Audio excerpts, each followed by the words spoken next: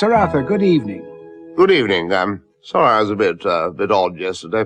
Oh, that's all right. We come now to your 10th gift, and you've chosen 10 pipers piping. Why is that? Well now, some years ago I became very friendly with a chap called Peter Piper, who at that time was Britain's leading pipe mogul, making low-tensile industrial piping, riveting stuff. Well, not all of it was riveting, actually. There was some welding as well, I gather.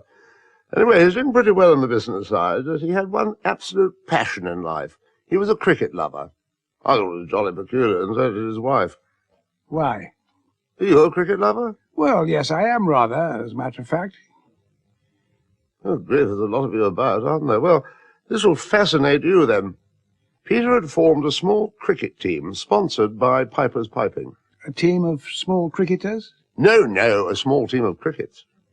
Oh, I see. 10 of them. You know the wonderful sound of the cicada in the lime grove, rubbing their legs together, producing this absolutely haunting, melodic racket. You're doubtless familiar with the haunting cricket racket? Oh, yes, indeed. Yes, you would be. Well, Peter absolutely loved this noise. He used to spend hours listening to these 10 crickets of his. He felt they deserved a wider audience, and he wanted to take them on a national tour.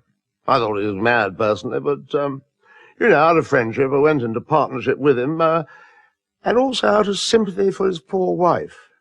I think he offered me a fairly decent retainer, 50 grand or so, I think it was. I can't remember. I'm absolutely hopeless with figures. And did you take the crickets on tour? Oh, yes, indeed. What did they do? Well, crickets, as you know, of course, are very tricky to train, almost untrainable. Very individual creatures with precious little discipline.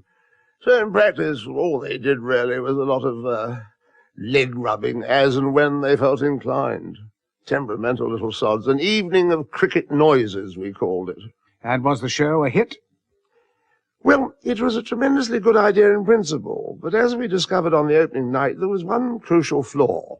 We'd turn up at the venue, set up the stage, install the crickets, and the crickets would all be there on their podia, rubbing their legs together like nobody's business, but as soon as anyone got within 10 yards, they would fall into a deathly silence.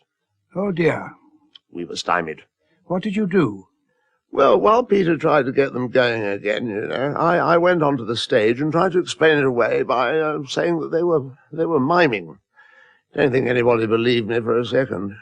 And Peter came out practically in tears, poor man, and begged the audience to rub their legs together to try and encourage his artistes, What sort of noise did that make? Basically the sound of twill on twill, really. Nylon on tweed. Nothing terribly inspiring, quite honestly. So to liven things up, I suggested that the men in the audience might like to rub their legs against the women in the audience to see if that produced a better sort of sound. And indeed, a number of rather interesting noises ensued. I think the audience got value for money. It became something of a bacchanal, so we kept the format and became something of a succès d'estime. Do you still see Peter Piper? No, we rather lost touch after the Wembley concert. His wife and I still have lunch occasionally. You say the Wembley concert? Yes, I suggested to Peter that the crickets were more likely to perform at their best in an outdoor setting. I took charge of the publicity, promotion, lighting, sound system, merchandising, and so on, and Peter basically provided the financial backing as well as liaising with the crickets. 10 crickets in Wembley Stadium? Yes, a huge venue. Of course, staging a concert like this is very, very expensive. Our pre-production costs were close on £250,000, and I took the view that this money would be better spent on, myself. So the concert never took place? Oh, yes, it did. But due to a silly oversight, I'd booked the stadium on the same night as Led Zeppelin, and as I explained to Peter on the phone from Bogota, where I was staying with a girlfriend at the time, 10 crickets could never hope to drown out Led Zeppelin, however adept their leg-rubbing skills. But Peter, silly fool, insisted on going ahead, and perhaps I was wrong in a way, because if you listen to Led Zeppelin 2 on compact disc, you can just about make out the sound of Jimmy Page treading on them during one of his riffs. It sounds somewhat like, I can't do it exactly, but it's but softer. This was their last performance.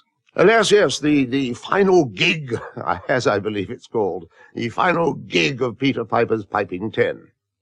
What's Peter Piper doing today?